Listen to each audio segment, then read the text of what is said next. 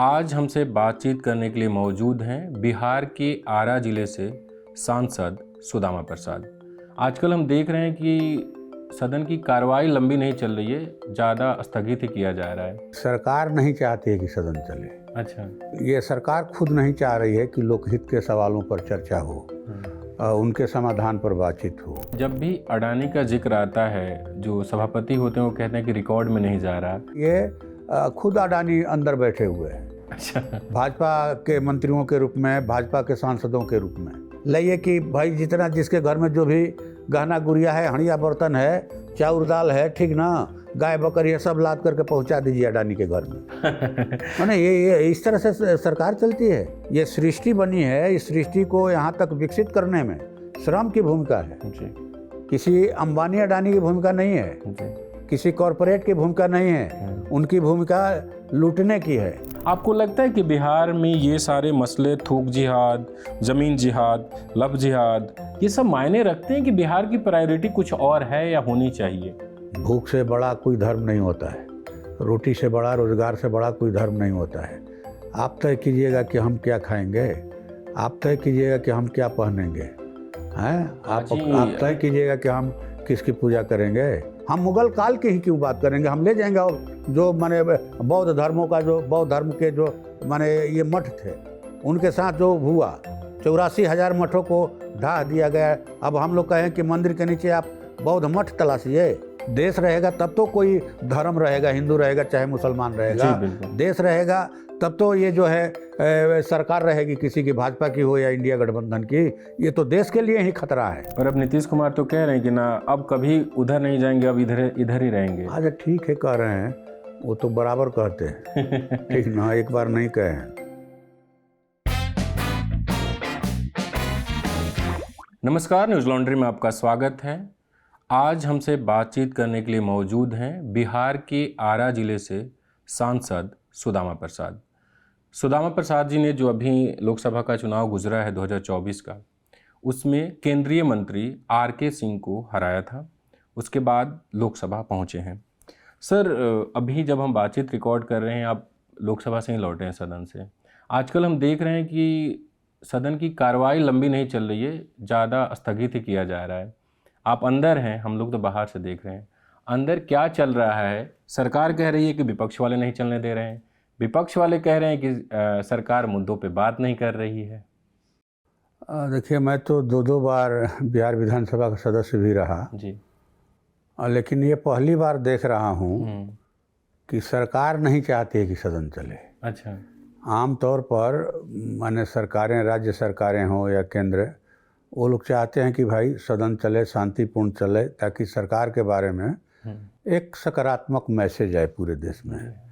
लेकिन ये सरकार खुद नहीं चाह रही है कि लोकहित के सवालों पर चर्चा हो, उनके समाधान पर बातचीत हो। अब आज ही का वाकया है।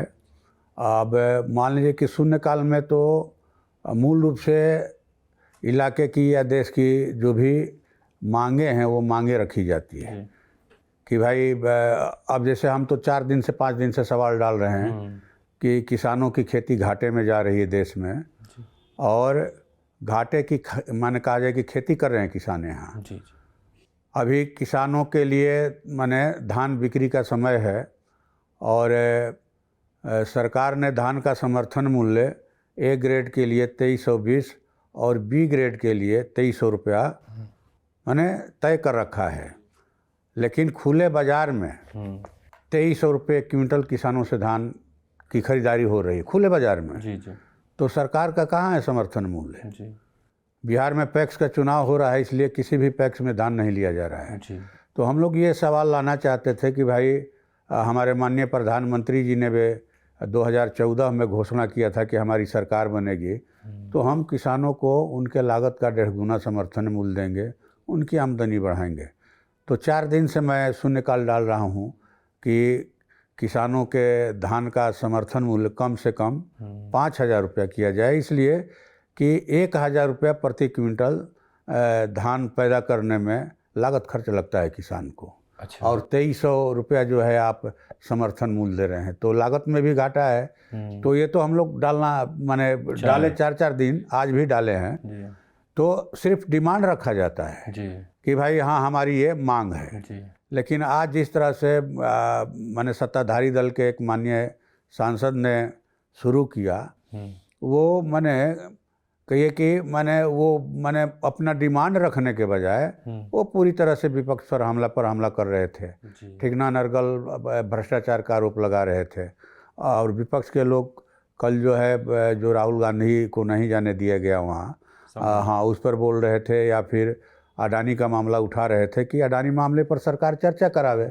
इससे बड़ा क्या माने विषय हो सकता है लोकसभा के लिए कि जिस अमेरिकी कोर्ट ने उनकी गिरफ्तारी का वारंट जारी किया है, उन्होंने 2200 करोड़ रुपया जो है यहाँ कई राज्यों में राज्य के बिजली अधिकारियों को या सरकार के मंत्रियों को घूस के रूप में दिया, ताकि वो महंगा जो है स्मार्ट मीटर लगाएं, महंगी जो है बिजली की दर तय हो वहाँ। ये तो अजीब बात है भाई, इस पर चर्चा नहीं कराइएगा। सुदामा सर, एक जब बात हो रही है अंदर की तो पूछ लेते हैं। जब भी अडानी का जिक्र आता है, जो सभापति होते हैं वो कहते हैं कि रिकॉर्ड में नहीं जा रहा, क्या एक तरीके से अंदर ऐसा होता है कि उस पर प्रतिबंध लग गया? तो कहा जाए कि हम लोग साफ तौर पर कहेंगे कि ये खुद अडानी अंदर बैठे हुए हैं। अच्छा। भाजपा के मंत्रियों के रूप में, भाजपा के सांसदों के रूप में अडानी जो है, खुद अडानी का प्रतिनिधित्व हो रहा है वहाँ। कोई ऐसा कैसे माने एकदम साफ साफ बचा लेगा किसी को? जी है। आज जैसे एक क्वेश्चन था कि भाई जो 6 एयरपोर्ट जो है वो दिए गए पिछले दिनों, वो किसके नाम से दिया गया? एक ही आदमी को दिया गया। वो आदमी कौन है? जी। तो एक आदमी का नाम बताने में माननीय मंत्री जी को क्या जाता है भाई, आप नहीं बताएंगे? अच्छा, इतनी तो पारदर्शिता होनी चाहिए ना। बिल्कुल है। एक ही आदमी सब चीज़ क्यों माने खरीद रहा है? आप बेच क्यों रहे हैं? जी। कोई संपत्ति तब बेचता है जब उस पर संकट आता है। घर परिवार का कोई मुखिया जो है खेत तब बेचता है, अपना घर तब बेचता है जब उसके पास पैसा नहीं होता है। खाने को लाले पड़े हैं, उसको बच्चे की पढ़ाई के लिए पैसा चाहिए, बेटी की शादी के लिए पैसा चाहिए, लड़के के इलाज के लिए पैसा चाहिए। नहीं है, चलो भाई खेत बेच दो, घर बेच दो। आप एकदम बेचे जा रहे हैं। हाँ, मजबूरी में कोई भी कुछ सामान बेचता है पारिवारिक। सर, पिछले दिनों आप तब चर्चा में आए, मतलब जब आप एक यात्रा पे गए थे और रेलवे की तरफ से आपको 1 ग्राम सोने का सिक्का और 100 ग्राम चांदी का ब्लॉक दिया गया। आपने एक पत्र लिखा जिसमें आपने नाराजगी जाहिर की और आपने कहा कि मैं इसे लौटा रहा हूं। हाँ, लौटा दिया मैंने। ले लिया आपसे वापस? आपने भेज दिया? दे दिया। तो ये बेंगलुरु में हमने उसको लौटाया। ठीक ना। आपने दे दिया? आपसे ले लिया? हाँ, हम ना दे दिए, नहीं ले रहे थे लोग। माननीय चेयरमैन साहब को दिए हम, तो बोले कि हम तो दिए नहीं है। तो वो अपने पीछे के डेस्क पर रख दिए। फिर अधिकारी लोग आके ये कर रहे थे कि इसमें क्या है। हम बोले कि नहीं, ये हमारे सिद्धांतों के अनुकूल नहीं है। आप फाइल लिए, फाइल हमने रख लिया। आपने कलम दिया, रख लिया। पैड दिया, रख लिया। आपने बुके सौल दिया, रख लिया। अब ये सोने चांदी का प्रचलन सही नहीं है। आम जनों की जो माने यात्रा है रेलवे में, उसको बेहतर बनाइए, हमको खुशी होगी। जो गाय माने भेड़ बकरी की तरह लोग ठूस करा रहे हैं, शौचालय में भी लोगों को जगह नहीं है। हाँ, कोई महिला शौचालय जाना चाहे उसके लिए माने व्यवस्था नहीं है। माने जिल्लत भरी यात्रा होती है, खास करके महिलाओं के लिए। लोग ठूस करके लाए जा रहे हैं। 6 महीना का वेटिंग चल रहा है। ये वेटिंग का क्या खेल चल रहा है भाई? और अमृतकाल चल रहा है देश का, रेलवे का अमृतकाल चल रहा है। अमृतकाल तब कहा जाएगा जब इस देश के आम जनों को 6 माह के वेटिंग से छुटकारा मिलेगा। ज़्यादा से ज़्यादा साधारण गाड़ियाँ चलाई जाएंगी, ज़्यादा से ज़्यादा जनरल डिब्बे जोड़े जाएंगे। हमने कहा स्टेशनों का पानी आपने छीन लिया, बोतल बंद पानी बेचवाने के लिए टंकी का पानी बंद कर दिया जाता है माने रेलवे स्टेशन पर। इस तरह से चलेगा। जो लोको पायलट हैं, जो आपके माने ये माने टीटी हैं, टीसी हैं, उनके लिए कोई आराम की व्यवस्था नहीं। काम का बोझ है, 2 लाख रिक्त पद है, उनको भरिए आप। अभी हम लोगों ने देखा 9 नवंबर को अजय कुमार नाम के एक कर्मी की माने वो चप करके बरौनी जंक्शन पर मौत हो गई। वो लखनऊ बरौनी जंक्शन माने ये ट्रेन था, एक्सप्रेस ट्रेन था। तो आप एक तरफ ये सारा मुसीबत झेल रहे हैं आम यात्री, और दूसरे तरफ आप माने ये सोने का और चांदी का ये दे रहे हैं। ये आपको कौन दिया था? रेलवे ने? हाँ, रेलवे के एक जो है ट्रांसफॉर्मिंग टू ग्रीन करके एक संस्था थी, उसका 1 ग्राम सोने का सिक्का था। जी। और एक माने जो है भारतीय रेल विकास निगम जी लिमिटेड का ये था चांदी 100 ग्राम का। फिर दूसरे दिन भी मिला हमको, आपको हैदराबाद में एक कंपनी ने दिया आपको 50 ग्राम का चांदी का स्लॉट। फिर 20-20 ग्राम का एक कंपनी ने दिया 2 चांदी का स्लॉट, हमने लौटा दिया। ठीक ना। तो ये सर पुरानी परंपरा होगी, लोग लेते होंगे, आपके अब साथ हम के जो क्या लोग गए थे वो कहेंगे? लिए थे। अब हम इस बारे में कोई प्रतिक्रिया नहीं देंगे, इसलिए कि मैं अपने बारे में बोल सकता हूं कि मैंने उसको लौटा दिया। आपने क्यों सोचा कि लौटाना चाहिए? आजकल सोना तो इतना महंगा है, चांदी भी ठीक ठाक रेट है। चूँकि जिन लोगों ने हमको चुन करके भेजा है जी वो 10 रुपया 20 रुपया चंदा करके लोगों ने, ये लोग तो माने हजारों करोड़ का इलेक्ट्रल बॉन्ड लेकर के चुनाव लड़े हैं। माने कॉरपोरेट कंपनियों पर ईडी सीबीआई का छापा मार करके, इनकम टैक्स का छापा मार करके भयभीत करके इन लोगों ने पैसा लिया। और हम लोगों ने इनके पैरेलल में जनता का बॉन्ड जारी किया था। 20 रुपया 50 रुपया 100 रुपये का कूपन जारी किया था। और उसी से करीब 39-40 लाख रुपया जो चंदा आया हम लोगों ने खर्चा किया। तो वो जिन लोगों ने अपना माने कहा जाए कि पेट काट करके हम लोगों को चंदा दिया, उन पेट काट करके माने चंदा देने वाले लोगों की स्थिति, चाहे वो खेतों में किसान हो अनाज पैदा करने वाले, या खेत मजदूर हों, या फिर रिक्शा टमटम टेम्पू ठेला चलाने वाले लोग हों, फुटपाथी दुकानदार हों, छोटे मझोले व्यवसायी हों, उनकी सुविधाओं को हम कैसे बढ़ाएं। इसलिए माने हम लोग आए हैं, लोकसभा में भेजा है कि रेल यात्रा को कैसे सहज बनाया जाए, उनके लिए आरामदायक बनाया जाए। न कि खुद हम माने सोना चांदी कमाएं, सोना चांदी माने लें और घर जमा करें। ये उनके साथ विश्वासघात होता अगर हम उसको रख लेते तो। जो मतलब आप CPI-ML से हैं, मैं खुद बिहार का रहने वाला हूं, तो मैं देखता रहा हूं कि मज़दूरों की लड़ाई, किसानों की लड़ाई आपकी पार्टी लड़ती रही है। जब मैं लोकसभा में आपके सवाल पढ़ रहा था कि आपने क्या सवाल पूछे हैं लिखित में, तो सबसे पहला सवाल जो मैंने देखा इस सेशन का कि आपने मिनिमम वेजेस पे पूछे हैं। पहला सवाल ही वही है जिसमें मैं उसके बारे में थोड़ा जानना चाहूँगा कि वो क्या है मसला। आपका पहला सवाल है, और ज़्यादातर लगभग 9 सवाल मुझे दिखे जिसमें ज़्यादातर कामगार श्रमिकों से जुड़े हुए हैं। जो सवाल है कि सरकार को असम के डिब्रूगढ़ के चबुआ एयरफोर्स स्टेशन के श्रमिकों के न्यूनतम मजदूरी सुनिश्चित करने को लेकर अखिल असम ठेकेदार श्रमिक संघ ने जो शिकायत दी है, क्या इसकी जानकारी है? ये थोड़ा बताइए कि चबुआ एयरफोर्स पे श्रमिकों का मसला क्या है न्यूनतम मजदूरी को लेकर, और सरकार ने कुछ किया? बिल्कुल नहीं, इनकी मंशा ही नहीं है। ठीक ना।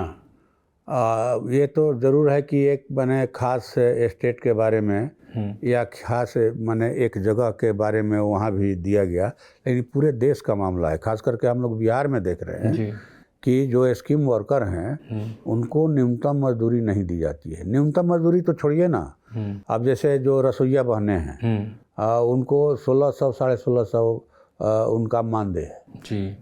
पहले 1200 रुपया था। लड़ भिड़ करके लोकसभा में, विधानसभा में हम लोग लड़े, बाहर में उन लोगों का हड़ताल हुआ तो ये इतना पर आया है। तो 50 रुपया में कैसे किसी का परिवार चलेगा? 50 रुपया में तो एक कप चाय जो है मैंने बढ़िया होटल में नहीं मिलेगा। ठीक ना। तो हम लोगों को ये लगता है कि जो लोग वास्तव में इस देश की अर्थव्यवस्था की रीढ़ हैं, जो देश चला रहे हैं, माने किसान पैदा नहीं करें तो भूखे मर जाएगा देश। जो ऐसे मजदूर हैं वही लोग सुंदर सड़कें बना रहे हैं, ऊंची बिल्डिंगें बना रहे हैं, रेलवे का लाइन बिछा रहे हैं, बाजार लगा करके फुटपाथी दुकानदार लोग गुलजार किए रहते हैं। मनुष्य होने का एहसास होता है उससे, माने सहज ढंग से सामान मुहैया कराते हैं। और वो तो उनका योगदान पूरे देश को स्वर्ग बनाने में है, लेकिन उन लोगों को खुद नरक की ज़िंदगी दी गई है इस देश में। इसलिए जो कामगार लोग हैं, अभी कल आए थे लोग, माने जो झाड़ू पोछा का काम करती हैं महिलाएं, खाना बनाने का, दाई का काम करती हैं, उन लोगों का भी यूनियन है, डिमांड दिया उन लोगों ने। 12 को उनका धरना है, बुलाए हैं लोग। हम बोले कि ठीक है आएंगे हम लोग। तो माने एक मानव का जो गरिमामय जीवन है वो जीवन मिलेगा कि नहीं? आप विश्व की बोल रहे हैं कि हम चौथी अर्थव्यवस्था हैं, सबसे बड़ी, और कुछ वर्षों में तीसरी अर्थव्यवस्था हो जाएंगे। तो उस अर्थव्यवस्था में जो इस अर्थव्यवस्था के नींव है, रीढ़ है, वो हैं कि अडानी अंबानी हैं जी। सब कुछ तो उन्हीं के तरफ प्रवाह है जी। पूरा बजट का प्रवाह जी। ठीक ना। बिजली दीजिए उनको, एयरपोर्ट दीजिए, बंदरगाह दीजिए, खदान दीजिए किलोमीटर के हिसाब से, खेती योग्य ज़मीन दे दीजिए, सब कुछ उनके लिए। हम लोग तो कहते हैं कि भाई ऐसा काहे कर रहे हैं आप, ऐसा काहे कर रहे हैं कि अभी इससे बेहतर होगा कि एक बार कोई विधेयक लाइए, जी जी, लाइए कि भाई जितना जिसके घर में जो भी गहना गुड़िया है, हंडिया बर्तन है, चाउर दाल है, ठीक ना, गाय बकरी है, सब लाद करके पहुंचा दीजिए अडानी के घर में। माने ये इस तरह से सरकार चलती है। जी। लोगों के मुंह से रोटी आप छीन रहे हैं, उनके सिर से छत छीन रहे हैं, हाथ से रोजगार छीन लिए। कैसे चलेगा ये देश? हिंदू मुसलमान से, गाय गेरू से, हिंदुस्तान पाकिस्तान से, मंदिर मस्जिद से, रोज ये जो है मंदिर मस्जिदों के अंदर नीचे जो है मंदिर खोद रहे हैं। जी जी, तो आप पुराने चीज़ों को लाकर क्या साबित करना चाहते हैं? तो उसी काल की क्यों बात होगी? जी। हम मुगल काल की ही क्यों बात करेंगे? हम ले जाएंगे और जो माने बौद्ध धर्मों का, जो बौद्ध धर्म के जो माने ये मठ थे, उनके साथ जो हुआ, 84,000 मठों को ढा दिया गया। अब हम लोग कहें कि मंदिर के नीचे आप बौद्ध मठ तलाशिए, ये तो उचित नहीं होगा। ये तो चल ही रहा है कि मंदिर मस्जिद। लेकिन आप जब सवाल चुनते हैं सर, मैं थोड़ा आपके सवाल पे बातचीत रखूंगा, आप जब सवाल चुनते हैं आपके दिमाग में क्या होता है? क्योंकि आपके ज़्यादातर सवाल श्रमिकों से या इन्वायरमेंट से, एक इन्वायरमेंट से रिलेटेड सवाल है और एक इजराइल पे सवाल है, इजराइल में जो भारतीय मजदूर गए हैं। तो सरकार ने आपके सवाल के जवाब में, विदेश राज्य मंत्री ने बोला कि 12,000 लोग जो हमारा कॉन्ट्रैक्ट है उसके जरिए गए हैं और उसमें से 200 वापस आ गए हैं क्योंकि उनकी भाषा की प्रॉब्लम थी और स्किल के। आपके दिमाग में ये सवाल क्यों आया कि इजराइल में जो भारतीय मजदूर हैं उन पे सवाल एक पूछना चाहिए? बिल्कुल, इसलिए कि वो हमारे देश के नागरिक हैं और मैं समझता हूँ कि सभी गरीब घरों के बच्चे हैं जिनको रोज़गार नहीं मिल रहा है। रोज़गार के नाम पर आप तो आए थे रोज़गार देने के लिए कि साल में हम जो है 2 करोड़ रोज़गार देंगे। इनको तो 22 करोड़ रोज़गार का हिसाब देना चाहिए, वो तो नहीं दिए, सरकारी नौकरी नहीं दिए। अभी भी 30 लाख पद खाली हैं केंद्र सरकार के विभिन्न विभागों के, उसको नहीं भर रहे हैं। लेकिन इजराइल को ये सस्ता श्रम जो है उपलब्ध करा रहे हैं, यहाँ से भेज करके मजदूरों को। आदमी रोजी रोटी की तलाश में, मजबूरी में, और वहाँ युद्ध चल रहा है। हाँ, वही चले गए। अब चले गए, उनकी तो जान सांसत में पड़ गई, आफत में पड़ गई। उनके घर में रोहा रोहट मचा है कि भाई क्या होगा, हमारा बेटा, हमारा भाई बच करके आएगा कि नहीं आएगा। और आप जो 12,000 में 200 को मंगाए हैं, ये कितनी शर्मनाक बात है। आपको तो एकदम स्पेशल, जिस तरह कोरोना काल में आप अपने लोगों को बुला रहे थे विदेशों से, आपको स्पेशल विमान भेज करके कि हमारा भेजो, हमारा एक एक नागरिक जो काम करने आया है, नौजवान, सब जाएगा भारत, हम भारत में उसको रोज़गार देंगे। आप यहाँ रोज़गार नहीं दे रहे हैं और मौत के मुंह में भेज रहे हैं। तो श्रमिकों से सृष्टि का श्रृंगार है जी। आपका सवाल है कि हम श्रमिक का ही क्यों उठाते हैं? मतलब ज़्यादातर मुद्दे आप श्रमिक इसलिए कि श्रमिक ही ये सृष्टि बनी है। इस सृष्टि को यहाँ तक विकसित करने में श्रम की भूमिका है जी। किसी अंबानी अडानी की भूमिका नहीं है जी। किसी कॉरपोरेट की भूमिका नहीं है। उनकी भूमिका लूटने की है कि लोग कमा कमा कर बैंकों में जमा करें। अभी एक बैंक का था, ये परसों दिन हमने कहा, एक माननीय सदस्य ने कहा कि बैंकों का 10 लाख करोड़ कर्ज जो है वसूल किया गया। तो हमने कहा कि भाई आपने किससे वसूल किया? उसमें विजय माल्या शामिल है, मेहुल चौकसी, नीरव मोदी शामिल है। आपने साधारण लोगों से टैक्स माने जो है ये बैंक का कर्ज लिया। एक आम किसान जो है 50,000 का कर्ज लिया है, नहीं लौटाएगा तो डांड में राशा बांध करके बाजार घुमाते हुए, गांव घुमाते हुए ले जाइएगा। कितने किसानों ने आत्महत्या किया? आप ये बताइए कि कितना कर्ज माफ किया बैंकों का जी, ये भी तो बताना चाहिए। किसका माफ किया जी? अडानी अंबानी शरीक है, कॉरपोरेटों का माफ किया। तो ये श्रम से सृष्टि का श्रृंगार है। यहाँ तक माने जो है संसार कहिए चाहे हमारा देश तरक्की करके यहाँ तक आया मेहनत के बदौलत। इसीलिए मेहनत हमारे लिए, श्रम जो है हमेशा पूजनीय है, आदरणीय है और उनके लिए हम लड़ेंगे। जो लड़ाई हम लोगों ने भोजपुर के गाँव में कहे कि 50 साल पहले, 40 साल पहले शुरू किया था सामंती धाक के खिलाफ जी जी, कि जो वहाँ के दलित पिछड़े थे उनको दादा बाबुलों के सामने खाट पर बैठने का अधिकार नहीं था जी जी, चुनाव में वोट डालने का अधिकार नहीं था जी जी, दिन भर खेतों में खटने के बाद मजदूरी मांगने का अधिकार नहीं था। बिल्कुल। उनकी बहू बेटियों की इज्जत सरेआम लूटी जाती थी। कॉमरेड राम नरेश रामेश्वर यादव, मास्टर जगदीश, एक बारी से ये लड़ाई शुरू हुई और हम लोगों ने गांव-गांव में, हमें इस बात का गर्व है, फक्र है कि हम लोगों ने गांव-गांव में भूमिहीन गरीब किसानों को, खेत मजदूरों को, दलित पिछड़ों को, अक़लियतों को शान के साथ सर उठाकर चलने का अधिकार दिलवाया है जी। हमारे बहुत सारे साथियों ने शहादतें दी हैं। हमारे 2 महासचिव शहीद हुए। कॉमरेड चारू मजुमदार की हत्या कर दी गई लाल बाजार पुलिस लौकेट में। हमारे दूसरे महासचिव कॉमरेड जवाहर दत्त भोजपुर के बाबू बांध में डॉक्टर निर्मल महतो के साथ शहीद हुए जी। हम तो आपकी पार्टी और आपकी लेगेसी पे आगे बात करेंगे। अब हम थोड़ा यहाँ से चुनाव की तरफ लौटते हैं, क्योंकि बिहार में 2025 में चुनाव है। तरारी विधानसभा क्षेत्र, आप वहाँ के विधायक थे 2 बार लगातार, 15 में और 20 में भी। लेकिन जब आप वहाँ से सांसद चयनित हो गए तो उस सीट पे उपचुनाव हुआ और आपकी पार्टी के राजू यादव चुनाव हार गए।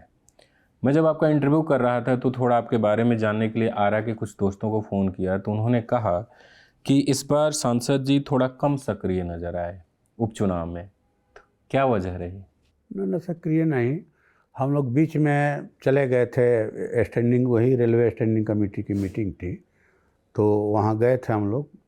ये भी ज़रूरी था, साथियों ने कहा कि जाना चाहिए, तो हम गए, फिर आकर के फिर लगे, सब पूरा प्रचार करके गए और आने के बाद फिर लगे हम लोग।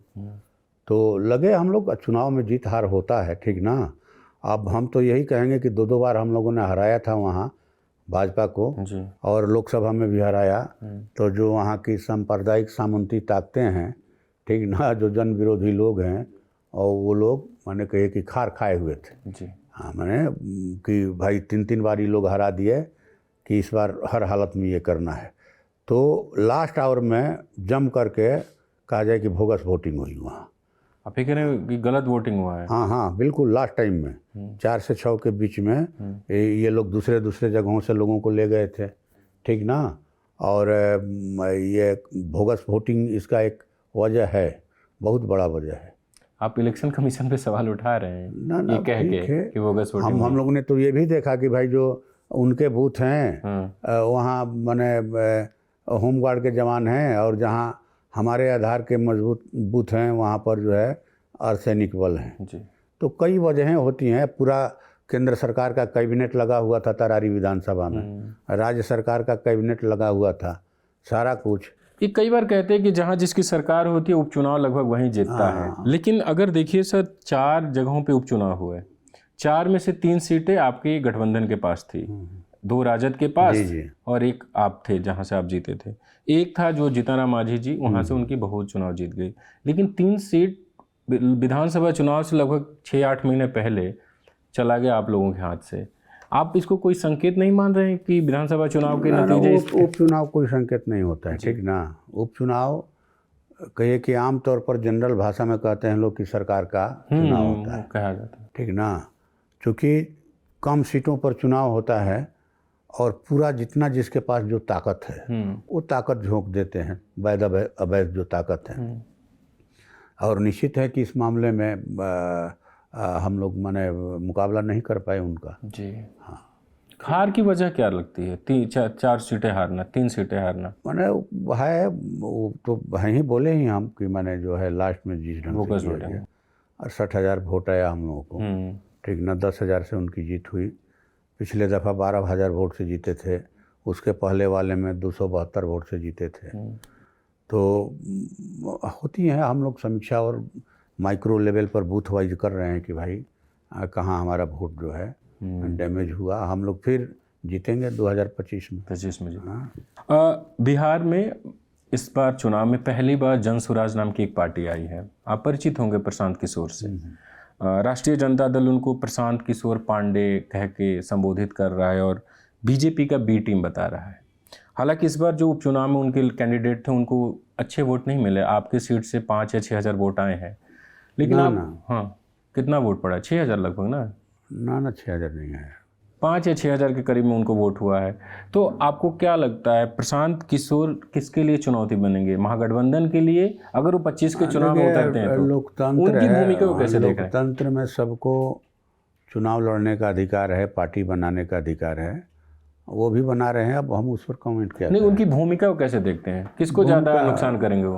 अब आने वाले दिनों में पता चलेगा ये किसको नुकसान करेंगे, ठीक सर, ना। आप तो- लेकिन हम लोग तो ये जान रहे हैं कि जहाँ बीजेपी का आधार है उनके कैंडिडेट वहाँ नहीं जा रहे थे, कम जा रहे थे। जहाँ इंडिया गठबंधन का आधार है ज़्यादा उन लोगों का चोट था, ज़्यादा कहा जाए कि केंद्रीकरण था जी। तो अब माने हम लोग इस मामले में उनका समर्थन नहीं कर सकते हैं कि वो आंदोलन में विश्वास नहीं रखते। अच्छा। हाँ, वो आंदोलन में विश्वास नहीं रखते तो माने अब क्या कहिएगा, बहुत ज़्यादा बड़ी बात हो जाएगी कि ठीक है आप चुनाव लड़ रहे हैं, लड़िए, लेकिन किसी के बारे में कोई अनाप शनाप नहीं बोलना चाहिए, किसी को भी नहीं बोलना चाहिए, ठीक ना। जी जी। एक बात तो ये कहेंगे, दूसरी बात कहेंगे कि आप जनता का जो है एजेंडा अगर भूमिहीनों के ज़मीन के मन दिलाने के पक्ष में नहीं है आप, अगर जो गरीब भूमिहीन जहाँ बसे हैं, खास करके हमारे यहाँ जो महादलित मोहल्ले हैं, खास करके मुसलटोल जो है वो 100 साल 150 साल से बसी है, लेकिन उनके पास ज़मीन का कागज़ नहीं है। तो आप अगर उनको ज़मीन का कागज़ बने इसका वकालत नहीं कर सकते हैं जी। तो मैं समझता हूँ कि तब सोचने वाली बात होगी कि तब आप क्या करिएगा, क्या करना चाहते हैं। अभी से उसका सिग्नल, आप आंदोलन के समर्थक नहीं है तो आप क्या हैं जी। ठीक ना। हमें आंदोलन में विश्वास है कि आंदोलन से ही यहाँ तक हम लोग पहुँचे हैं। लड़ करके भूमिहीन गरीब किसान लोग गांव में सिर उठा कर चलने का अधिकार हासिल किए हैं। या मन के हिसाब से कि भाई जो न्यूनतम मजदूरी है वो हमको दीजिए, या हमारा वोट आप काहे डालिएगा, हम डालेंगे। हाँ, हमारा वोट आप काहे डालिएगा। हाँ, ये तो लोकतांत्रिक अधिकार है हमारा। तो ये पहले नहीं होता था। या फिर हमारी प्रतिष्ठा पर आप हमला नहीं कर सकते, हम विरोध करेंगे जी, हम मुकाबला करेंगे। ठीक ना। तो आपके महागठबंधन के जो साथी हैं राजद, उनको बीजेपी का बी टीम बता रही है, इससे आप सहमत हैं? ना, हम इस पर कोई कमेंट नहीं करेंगे। हाँ, ये उनका वो किस लिए कह रहे हैं, कैसे कह रहे हैं, क्यों कह रहे हैं, इसका जवाब तो वही लोग देंगे जो ऐसा कह रहे हैं। अच्छा सर, थोड़ा एक आध सवाल और बिहार के चुनाव से ही पूछेंगे, फिर और चीज़ों पर लौटेंगे। बिहार में विधानसभा चुनाव होना है अगले साल, यात्राएं खूब चल रही है, आपकी पार्टी भी बिहार बदलो करके एक यात्रा चला रही है, तेजस्वी यादव भी यात्रा पर हैं। इसी बीच एक यात्रा हुई जो काफ़ी विवादों में रही और चर्चा में भी रही, हिंदू स्वाभिमान यात्रा, जो बिहार के एक सांसद हैं, आपके कलीग भी होंगे, मंत्री हैं, गिरिराज सिंह, उन्होंने की। और जब वो सीमांचल इलाके में गए, खासकर जो कहा जाता है मुस्लिम बाहुल इलाका है, वहाँ उन्होंने लब, थूक और ज़मीन जिहाद का जिक्र किया। साथ ही कहा कि सीमांचल में रोहिंग्या और बांग्लादेशी घुसपैठ एक बड़ा मुद्दा है। आपको लगता है कि बिहार में ये सारे मसले, थूक जिहाद, ज़मीन जिहाद, लब जिहाद, ये सब मायने रखते हैं कि बिहार की प्रायोरिटी कुछ और है या होनी चाहिए? देखिए, हम तो बोल रहे हैं, पहले भी बोले कि इनके पास कहने के लिए, बोलने के लिए कोई चीज़ नहीं है। ये इसका अलावा और कुछ नहीं बोल सकते, कुछ नहीं कर सकते हैं। ये माने देश के करोड़ों युवाओं के भविष्य को खा गए। अच्छा, खा गए, ये चौपट कर दिया इन लोगों ने भविष्य। यहाँ की खेती को ये चौपट करना चाहते थे अडानी अंबानी के हाथ में देकर, यानी लोगों को के भूख का माने व्यापार करना चाहते थे जी। लेकिन लोगों ने लड़ाई लड़ा जी। अभी जिस तरह से माने पूरे देश में ये हम फिर उसको दोहराना नहीं चाहते कि जिस तरह से ये माने शासन चला रहे हैं राजा महाराजा की तरह, तो एक कहावत है कि रस्सी जल गई ऐंठन नहीं जा रही है। अच्छा, ठीक ना। ये सोच रहे थे कि हम 400 के पार जाएंगे, लेकिन इनको पिछले चुनाव की तुलना में 63 सीटें कम आई। अगर इनको स्पष्ट बहुमत मिलता तो क्या करते, लेकिन कहावत है ना कि रस्सी जल गई ऐंठन नहीं गई, वही हालत है। तो ऐंठन तो जनता ठीक करेगी, इनका धीरे धीरे ठीक होगा। ये 10,000 साल नहीं ना राज चलाएंगे जी। राज 10,000 साल नहीं चलेगा। भूख से बड़ा कोई धर्म नहीं होता है, रोटी से बड़ा, रोजगार से बड़ा कोई धर्म नहीं होता है। आप तय कीजिएगा कि हम क्या खाएंगे, आप तय कीजिएगा कि हम क्या पहनेंगे, हैं आप तय कीजिएगा कि हम किसकी पूजा करेंगे। आप कौन होते हैं? आपके कहने पर लोग राम को पूज रहे हैं।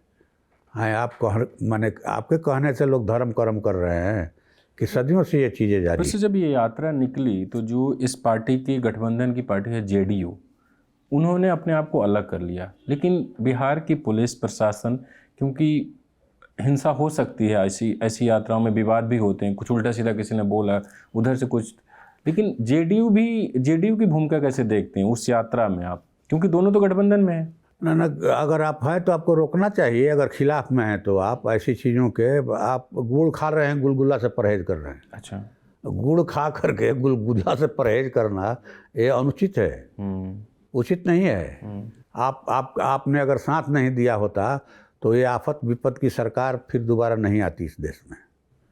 अच्छा हैं चंद्रबाबू नायडू, इन्होंने ही ये सरकार बनाने में कहा कि अपना कंधा लगाया, बैसाखी दिया अपना कि लो हमारे बैसाखी के सहारे चलो। और आप ड्रामा क्यों कर रहे हैं कि भाई हम इसके खिलाफ में हैं जी। आप हाँ ना क्यों, माने हाँ ना में कहिए, बीच में ना हाँ भी है ना भी जी, हैं, कुरु कुरु मुरु मुरु दोनों होगा। पर अब नीतीश कुमार तो कह रहे हैं कि ना अब कभी उधर नहीं जाएंगे, अब इधर ही रहेंगे। अच्छा ठीक है, कह रहे हैं, वो तो बराबर कहते हैं ठीक ना, एक बार नहीं कहे। संभावना है क्या सर आगे कुछ बदलाव? अब क्या होगा अब तो आने वाला समय बताएगा। लेकिन माने ये चीज़ ठीक नहीं है। आप रोजगार की बात कीजिए, आप माने देश की तरक्की की बात कीजिए, इस पर कोई चर्चा नहीं, खाली बस धार्मिक बात हिंदू मुसलमान, इससे देश पीछे जा रहा है, बहुत पीछे जा रहा है। ये चाहते हैं कि लोग लड़ें इसी नाम पर और हम सब कुछ उठा करके अबांडी अडानी के हम हवाले कर दें। यहाँ की खेती, यहाँ का खदान, यहाँ का कारखाना, जल जंगल ज़मीन सब कुछ उनके हवाले कर दें। पर सर अब लौटते हैं थोड़ा आपके और आपके पार्टी की तरफ। आपसे पर्सनल बारे में पूछेंगे क्योंकि आपका भी एक लंबा संघर्ष रहा है। जो CPI-ML है, जिस पार्टी से आप ताल्लुक़ रखते हैं, क्या उसने वक्त के साथ अपने राजनीति को बदल लिया? क्योंकि आप लोग लगभग 2 दशक तक लालू प्रसाद यादव के खिलाफ आपकी राजनीति रही, ठीक है, और पिछले कुछ सालों से आप उसी महागठबंधन में उनके साथ हैं। मैं जिस जिले से ताल्लुक़ रखता हूँ वहाँ के हैं चंदू, जो JNU में प्रेसिडेंट थे। उनकी हत्या का आरोप तब, और काफ़ी विवाद हुआ था, बिहार भवन का आपको याद होगा, गोली, एक राष्ट्रीय जनता दल के नेता बंदूक लेके आ गए थे। तो ऐसा क्या हुआ कि आप लोगों की राजनीति बदल गई और आप उसी व्यक्ति उन्हीं के साथ गठबंधन में आ गए जिनके खिलाफ ये ऐसा ही हो गया कि शिवसेना और कांग्रेस का गठबंधन हो गया? क्या ऐसी वजह रही? देखिए, अभी बीजेपी सबसे बड़ा खतरा है, ठीक ना, देश के लिए, समाज के लिए, सामाजिक सद्भाव के लिए, देश की तरक्की के लिए और देश की सुरक्षा के लिए। इसलिए भाजपा को रोकने के लिए हम लोगों ने एक गठबंधन बनाया है, लेकिन हम जन सरोकार के सवालों पर लड़ना बंद नहीं किया है। अच्छा। बिहार विधानसभा में भी हमारे 12 विधायक थे जिस समय, हमने गठबंधन का समर्थन किया भाजपा के खिलाफ में, लेकिन हम सरकार में शामिल नहीं हुए कि नहीं भाई हम सरकार में शामिल नहीं होंगे, सरकार में शामिल होंगे तो हमारे मुंह पर ताला लग जाएगा। अच्छा। जहाँ भूमि का सवाल है, किसानों की खेती को फ़ायदेमंद बनाने का सवाल है, रोजगार का सवाल है, सामाजिक न्याय का सवाल है, सुरक्षा का सवाल है, हम जो महिलाओं की माने सुरक्षा का सवाल है, इन सवालों पर हम सदन के अंदर और सदन के बाहर दोनों जगह लड़ेंगे। लेकिन जहाँ भी भाजपा के माने खिलाफ में लड़ने की बात आएगी, हम आपके साथ हैं। और इंडिया गठबंधन का कहा जाए कि विश्वस्त माने सहयोगी भाकपा माले है जी। हाँ, गर्दन कट जाएगी लेकिन भाजपा के पक्ष में कोई हम लोग का हाथ नहीं उठवा सकता है।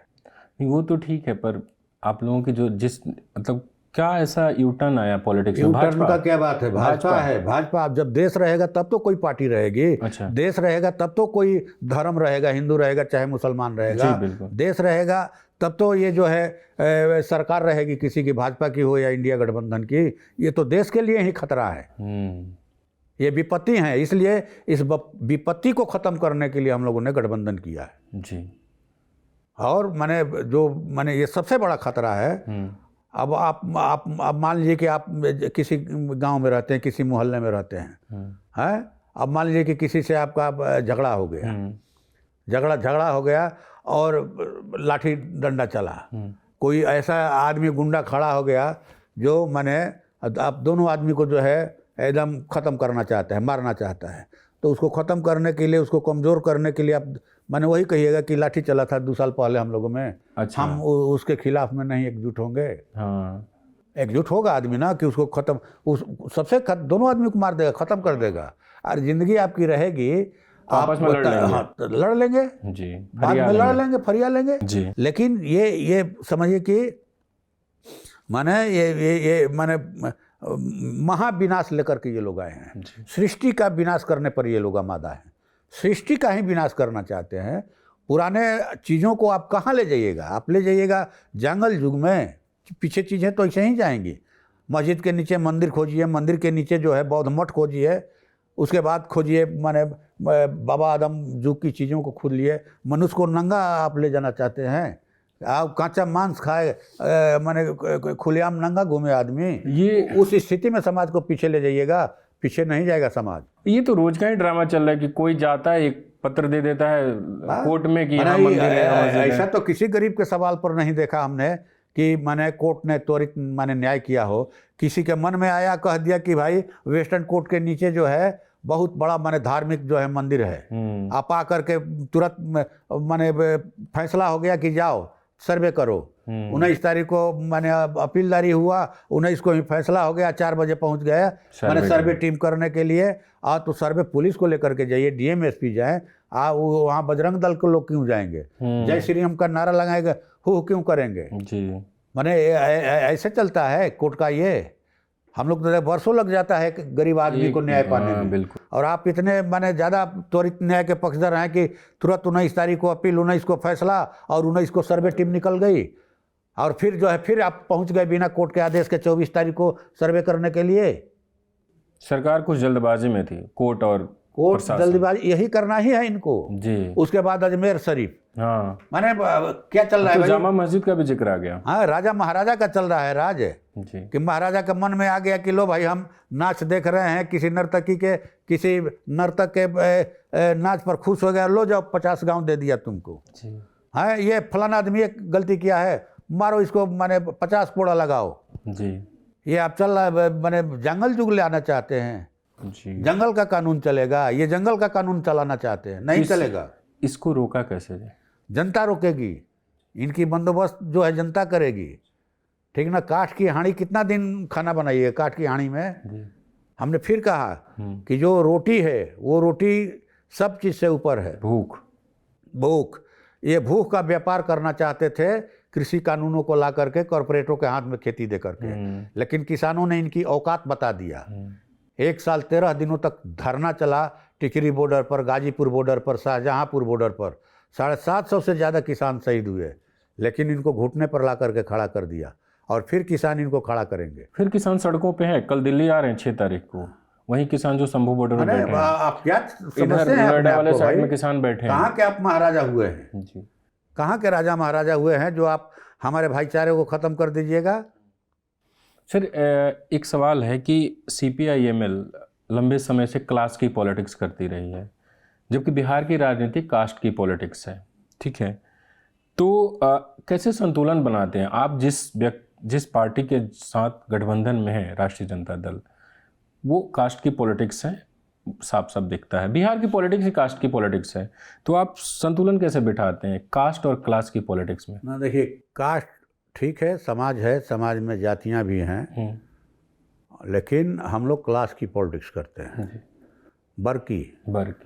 अब वर्ग तो 2 ही वर्ग है, अमीर वर्ग है और गरीब वर्ग है, सर्वहारा है और पूंजीपति है। तो जो लोग पूंजीपति लोग हैं वो संगठित हैं पूरी दुनिया के, देश के भी, लेकिन जो गरीब हैं, जो सर्वहारा वर्ग है, वो बिखरा हुआ है। वो जाति के नाम पर, धर्म के नाम पर ये लोग बांट करके उनको रखना चाहते हैं, और हमारी यही कोशिश है कि हम वर्ग के आधार पर उनको गुलबंद करें। रोजगार क्या, माने भाजपा के समर्थक के जो घर हैं उनको नहीं चाहिए? महंगाई क्या उनके लिए नहीं है? बेरोजगारी उनके लिए नहीं है? क्या उनके लोगों को सहज ढंग की यात्रा नहीं चाहिए ट्रेनों में? चाहिए ना, सब लोगों को चाहिए। तो ऐसी बात नहीं है कि सब लोग माने जो है माने आज हिंदू बन गए, इधर सब लोग मुसलमान हो गए, वो उस दिशा में ले जा रहे हैं। ये हम लोगों पर आरोप लगाते हैं कि ये हिंदुओं की एकता को तोड़ रहे हैं जी। हम लोग कहते हैं कि भाई ये मेहनत कशों की एकता को तोड़ने के लिए, आज देखिए ना भाई श्रमिक वर्ग की क्या स्थिति है, यूनियनों की क्या स्थिति है, रेलवे के हो या बैंक के हो, सब कुछ तो ये अडानी अंबानी को देना चाहते हैं। सब लोगों को ये महसूस हो रहा है ना कि ये राज बहुत खतरनाक है। जो लोग हर हर मोदी, घर घर मोदी के नारे लगा रहे थे, उनको समझ में आ रही है बात ना कि ये दरअसल ये नारा लगवा करके हमारे मुंह से रोटी छीनना चाहते हैं, हाथ से रोजगार छीनना चाहते हैं जी। तो ये तो चाहिए सबको। और आने वाले दिनों में निश्चित तौर पर जो मेहनत करने वाले लोग हैं उनका राज होगा देश में। सर, हम जब से मैं थोड़ा बड़ा हुआ तब से ये लाइन सुन रहा हूँ। हालांकि कोई भी व्यवस्था परिवर्तन में समय लगता है, पर पिछले कुछ सालों से देखें तो कोई भी आंदोलन होता है, एक किसान आंदोलन को छोड़ दिया जाए, सीए एनआरसी आंदोलन किस दिल्ली राइट्स पे के सिचुएशन पे जाके ख़त्म हुआ, लगभग 50 लोगों की मौत हुई। कल यहाँ पे मनरेगा के मजदूर आए थे जंतर मंतर पे, आपने ही बताया कि आंगनबाड़ी के लोग आ रहे हैं। कई पिछले 1 साल से जो बस मार्शल हैं वो प्रोटेस्ट कर रहे हैं। जो मजदूरों का, जो गरीब तबके के लोग हैं, उनकी आवाज़ मीडिया भी नहीं उठा रहा। मीडिया में पहले आंदोलन की बातें होती थी, वो मजदूर नेता आते थे। मुझे नहीं लगता कि किसी चैनल में आखिरी बार कब मजदूर नेता गया होगा बोलने के लिए। तो एक तरीके से उनकी आवाज़ ख़त्म हो गई है, जो शोषित की या मजदूरों की या कामगारों की बात कर रहे थे। तो आपको ऐसी कौन सी उम्मीद दिख रही है कि आपको लग रहा है कि एक दिन तो बदलाव होगा? बिल्कुल, माने देखिए, बदलाव प्रकृति का नियम है जी। अब कोई ये चाहे कि 12 महीने जाड़ा पड़े, नहीं पड़ेगा। जाड़ा के बाद बरसात आएगी, गर्मी आएगी, ठीक ना। ये प्रकृति का चक्र जो है वो समाज में भी चलता है, ठीक ना। समाज में भी चक्र चलता है। आप कोई किसान की खेती जो बाढ़ग्रस्त इलाके में रहते हैं, माने लगातार 7 साल से मारी जा रही है जी। फिर भी लोग इस आशा पर अगले साल खेती करते हैं कि इस साल खेती सुधरेगी और हमारा बेहतर जीवन शुरू होगा। बिल्कुल। कोई बाढ़ में 7 साल से बह जा रहा है फसल, इसलिए वो खेती करना नहीं छोड़ देता। जो माने रोज़ गोले चलते हैं, जो सीमावर्ती गांव के लोग हैं, गोलों के ये कोई तो गांव छोड़ के नहीं भागता कि गांव खाली कर दो, नहीं तो सब लोग मारे जाएंगे। रहता है ना, गांव में रह रहे हैं लोग ना। हम लोगों ने देखा, माने एक किंवदंती है, कथा है कि भाई श्री कृष्ण के माने कई भाइयों को उनके खुद के मामा ने मार दिया, कंस ने मार दिया पटक पटक करके, इसलिए कि इनकी माँ की विदाई हो रही थी। जिस समय भविष्यवाणी हुई थी कि जो बहन को तुम विदा कर रहे हो, इसी के कोख से पैदा बेटा जो है तुम्हारी हत्या करेगा, मार दिया। तो क्या ये प्रयास अगर बंद कर देते कृष्ण के पिताजी कि तो सब मार दे रहा, हत्या कर दे रहा है, अब बच्चा पैदा करके क्या होगा, तो कंस का कभी नाश नहीं होता जी। तो ये निराशा हताशा का दौर था एक समय में, लेकिन मैं समझता हूँ कि उससे देश उभर रहा है जी। अगर नहीं उभरा होता तो इनको 63 सीटें कम नहीं आती जी। या किसान जो है हार थक करके बैठ जाते। कितना दिन हुआ, अभी तो मैंने 2 साल पहले डटे हुए थे, फिर नए सिरे से खड़ा हो गए कि अभी कृषि कानून सस्पेंड है, वापस नहीं हुए हैं। या फिर जो है कृषि कानून के आंदोलन जो वापस हुआ, उस समय जो समझौते हुए थे उनको लागू नहीं किया जा रहा। एमएसपी की गारंटी के कानून और या फिर किसान नेताओं पर से जो 46,000 मुकदमे किए गए थे उनको वापस करना था, या जो शहीद हुए थे किसान उनके परिवारों को मुआवजा देना था। ये केंद्र की सरकार ने, मोदी सरकार ने पूरा नहीं किया जी। तो इसलिए फिर एफआईआर तो वापस नहीं हुए हैं, और एमएसपी के लिए जो कमेटी बनी थी 2 साल प्लस हो गए, उसने अभी तक रिपोर्ट नहीं दी है। तो हम लोग उसको लगातार देख रहे हैं। सर, थोड़ा विचारधारा और इस पे बात करते हैं कि जैसे समाजवादी, क्योंकि आप खुद इतने वरिष्ठ नेता हैं, तो मेरा भी लालच है कि जितना कुछ आपसे बात कर लें उतना फ़ायदा रहेगा हमारे दर्शकों के लिए भी, कि समाजवादी विचारधारा को हमने देखा कि कई बार टूटा। समाजवादी पार्टी बनी, उसी से राष्ट्रीय जनता दल बनी, जेडीयू बनी, उपेंद्र कुशवाहा उसी विचारधारा से निकले हुए हैं। ऐसा माना जाता है कि समाजवादी विचारधारा की मंजिल, नेताओं की जो मंजिल होती है वो सत्ता तक पहुंचने की होती है, इसलिए वो टूटते रहते हैं। कम्युनिस्ट पार्टी भी कई टुकड़ों में बटी है, कई कम्युनिस्ट पार्टी हैं इस देश में, बिहार में ही 2-3 हैं। आप लोगों में और विचारधारा लगभग सबकी सेम ही है, तो क्या वजह रही इतने टूटने की, वो थोड़ा समझाएं आप। ना अभी इस पर चर्चा का कोई फायदा नहीं है, इसलिए कि जिस देश काल में जैसी स्थिति रहती है और पार्टियों के नेताओं को जैसा महसूस होता है वो वैसा करते हैं, फैसला लेते हैं, निर्णय लेते हैं।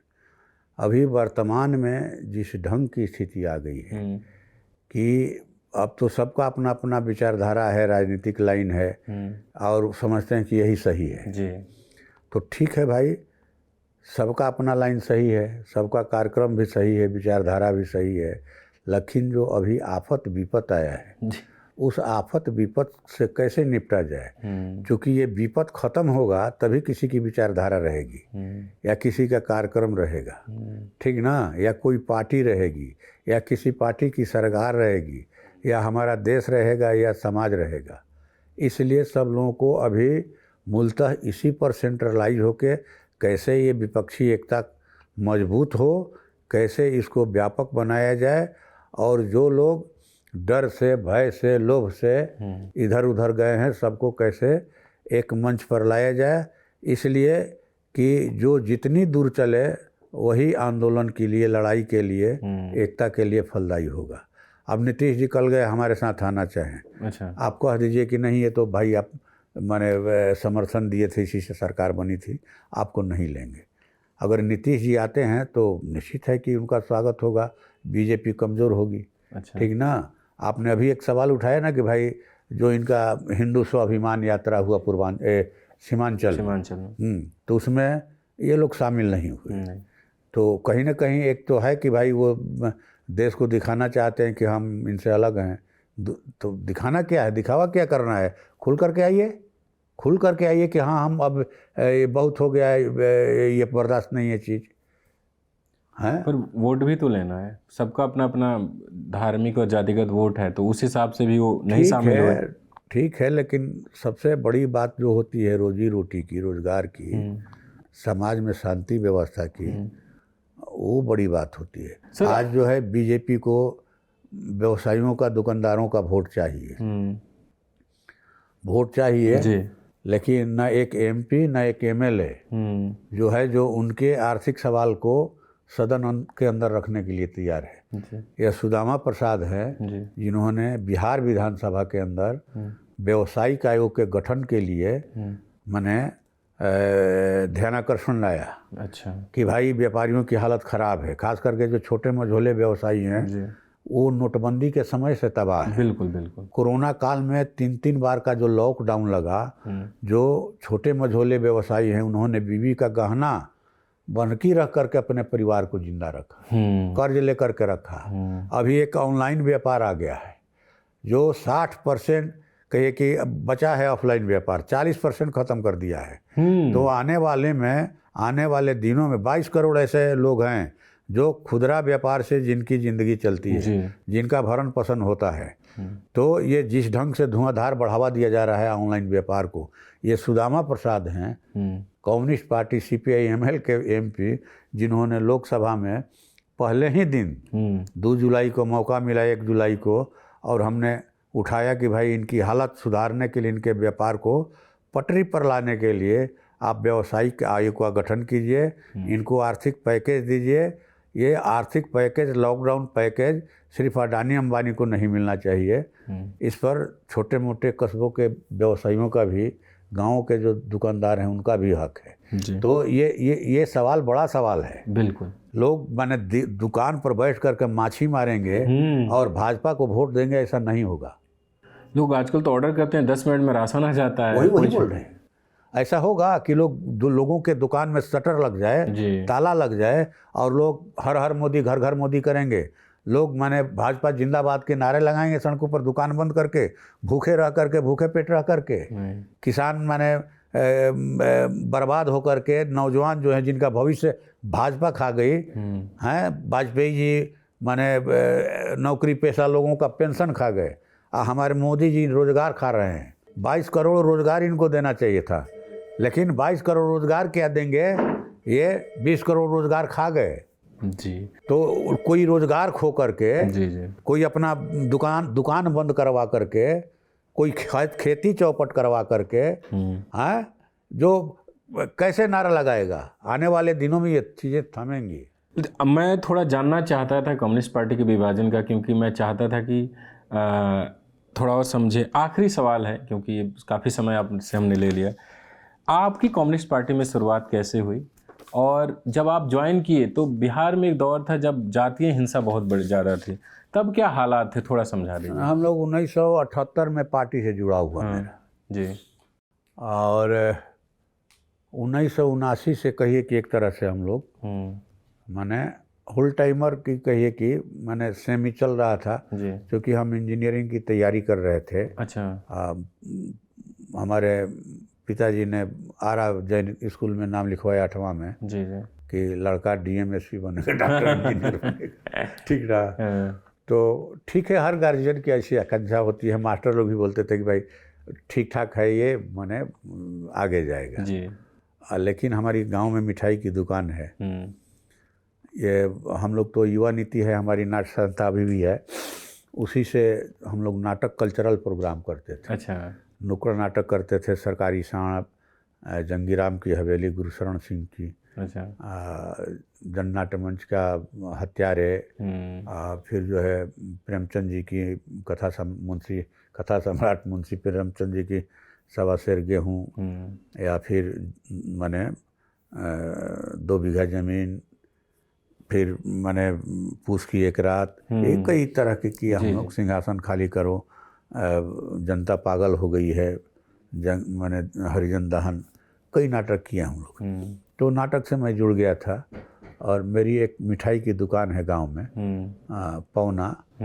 तो माने मेला ददरी में, जिसे मान लें कि दुर्गा पूजा के समय में जो है माने कहीं मेला लग रहा है, सतुआन के समय में कहीं लग रहा है, शिवरात्रि में। जी जी, फिर आपको मान लें कि हमारे यहाँ चैत उत होता है, 2 गोला 3 गोला, हाँ, उसमें भी हम लोग मिठाई की दुकान लेकर के जाते थे माथे पर रख करके। अच्छा, हाँ, माने बड़ा बड़ा परात में, या फिर लकड़ी का ये पटरी होता था। जी जी, तो मैंने कही कि दशहरा का समय था, और पिताजी ने कहा कि तुम रहो दुकान पर, हम लोग जा रहे हैं मेला में बड़गांव। जी, दुकान लेकर लोग गए थे, और हमारे गांव में कुछ अशांति थी, माने लड़ाई चल रही थी। तो उसी में एक सुबह आए, ये आपको वहाँ के कैंप प्रभारी थे महेंद्र सिंह, चाय गश्ती उस्ती से आए थे। कहा कि बनाओ 8 कप चाय बनाओ।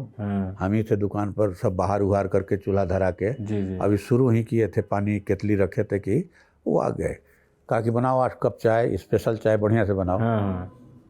तो बनाए हम, एक वो थे, 7 और पुलिस वाले थे। तो बढ़िया से चाय इलायची वगैरह डाल के बनाए दिए।